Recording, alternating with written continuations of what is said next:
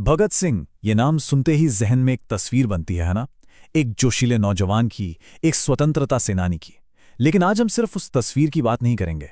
हम बात करेंगे उस शक्तिशाली सोच की, उस विचारधारा की जिसे भगत सिंह ने जिया और जिसके लिए उन्होंने अपनी जान तक दे दी। तो चलिए इस कहानी की गहराई को समझने की शुरुआत करते हैं एक नंबर से। और ये नंबर ये बहुत जरूरी है। सिर्फ 23। जी हाँ, बस इतनी सी उम्र थी जब भगत सिंह अपने देश के लिए शहीद हो गए। सोचिए, इतनी कम उम्र में कोई इंसान एक ऐसी विरासत कैसे छोड़ सकता है जो आज तक इतने सालों बाद भी जिंदा है। तो सवाल ये उठता है कि एक शहीद की इस छवि के पीछे असली भगत सिंह कौन थे? उनकी लड़ाई असल में किस चीज के लिए थी? चलिए आज इसी को समझने की कोशिश करते हैं जरा गहराई से। तो कहानी की शुरुआत होती है एक चिंगारी से। एक ऐसी चिंगारी जिसने भगत सिंह के युवा मन में एक आग सी लगा दी। और वो चिंगारी थी 1919 का जलियांवाला बाग हत्याकांड। एक ऐसी क्रूर घटना जिसने अंग्रेजी हुकूमत का असली बेरहम चेहरा सबके सामने ला दिया। इस हत्याकांड ने भगत सिंह के बाल मन को, आप कह सकते हैं, पूरी तरह से झकझोर कर रख दिया। और बस यहीं से उनकी क्रांतिकारी यात्रा की नींव पड़ गई। शुरुआत में ऐसा नहीं था कि वो सीधे क्रांति के रास्ते पर चल पड़े थे। वो महात्मा गांधी के असहयोग आंदोलन से बहुत ज्यादा प्रभावित थे।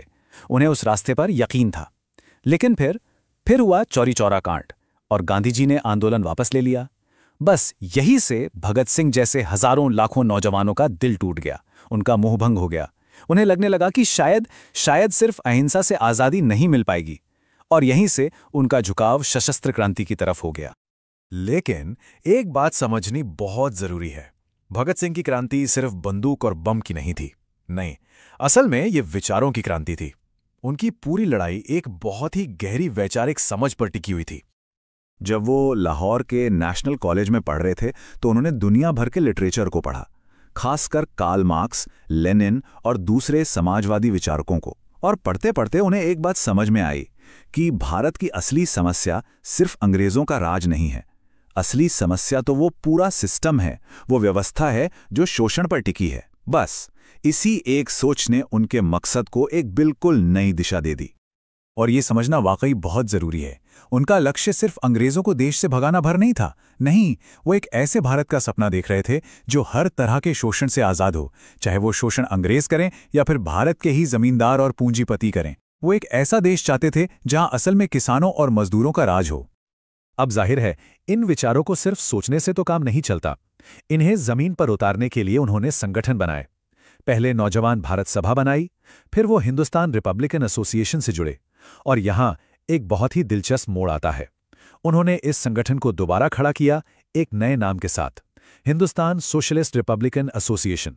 देखिए, ये जो सोशलिस्ट यानी समाजवादी शब्द जोड़ा गया ना, ये सिर्फ नाम का बदलाव नहीं था। ये एक खुला ऐलान था कि उनका आखिरी मकसद भारत में एक समाजवादी समाज बनाना है। तो अब सवाल ये है कि उनकी ये आवाज, ये विचार पूरे देश तक कैसे पहुंचे। चलिए अब बात करते हैं उन दो बड़ी घटनाओं की जिन्होंने भगत सिंह को पूरे देश में क्रांति का एक प्रतीक बना दिया। पहली घटना, साल था 1928 और एक्शन था पुलिस अफसर जेपी सॉन्डर्स की हत्या। ये कोई अंधाधुंध हिंसा नहीं थी, ये एक सीधा बदला था, लाला लाजपत राय की मौत का बदला, जिनकी साइमन कमीशन का विरोध करते हुए लाठीचार्ज में जान चली गई थी। और फिर आई दूसरी घटना, जो शायद उनकी सबसे बड़ी और प्रतीकात्मक कार्रवाई थी। तारीख थी 8 अप्रैल 1929 और जगह थी दिल्ली की सेंट्रल असेंबली, जहां उन्होंने बम फेंका। लेकिन रुकिए, यहां जो मकसद था वो किसी को मारना या चोट पहुंचाना बिल्कुल नहीं था। ये बम जानबूझकर ऐसे बनाए गए थे जिनसे किसी को कोई नुकसान ना हो। असली मकसद तो था, जैसा उन्होंने खुद कहा, बहरों को सुनाना। मतलब सोई हुई अंग्रेज सरकार का ध्यान अपनी तरफ खींचना और अपने विचारों का पूरे देश में प्रचार करना। और यहीं पर उनकी पूरी स्ट्रैटेजी, उनकी पूरी रणनीति साफ हो जाती है। बम फेंकने के बाद भगत सिंह और बटुकेश्वर दत्त वहां से भागे नहीं, बिल्कुल नहीं, बल्कि वो वहीं खड़े होकर इंकलाब जिंदाबाद के नारे लगाते रहे। और उन्होंने खुद अपनी गिरफ्तारी दी। क्यों? क्योंकि वो जानते थे कि असली लड़ाई अब शुरू होगी। वो अदालत को ही अपनी क्रांति का मंच बनाना चाहते थे। तो जो गिरफ्तारी अंग्रेजों को अपनी जीत लग रही थी, वो असल में भगत सिंह के संघर्ष का अंत नहीं थी, बल्कि यहीं से उनके विरोध का सबसे ताकतवर दौर शुरू हुआ। जेल की चारदीवारी के अंदर से उन्होंने अपनी लड़ाई को और तेज कर दिया। उन्होंने राजनीतिक कैदियों के साथ हो रहे बुरे बर्ताव के खिलाफ एक ऐतिहासिक भूख हड़ताल की। वो लगातार लिखते रहे, देश के नौजवानों के नाम पैगाम भेजते रहे, और यहीं जेल में ही उन्होंने अपना सबसे मशहूर निबंध लिखा, मैं नास्तिक क्यों हूं।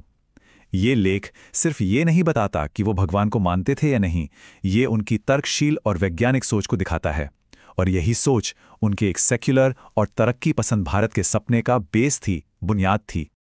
और फिर वो आखिरी दौर आया। उनकी जिंदगी तो खत्म हो गई, लेकिन उनकी विरासत वो हमेशा के लिए अमर हो गई। लाहौर षड्यंत्र केस में भगत सिंह, सुखदेव और राजगुरु तीनों को मौत की सजा सुनाई गई। अंग्रेज सरकार लोगों के गुस्से से इतना डर गई थी कि उन्होंने तय तारीख से एक दिन पहले ही 23 मार्च 1931 को तीनों को फांसी दे दी, और उसी दिन से वो बन गए शहीद-ए-आज़म भगत सिंह।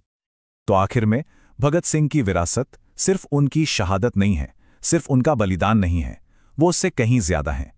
वो एक दूरदर्शी विचारक थे, एक विजनरी थे, एक ऐसे भारत के सपने के आर्किटेक्ट जो प्रगतिशील हो, धर्मनिरपेक्ष हो, समाजवादी हो, और सबसे जरूरी, जहां कोई इंसान किसी दूसरे इंसान का शोषण ना कर सके।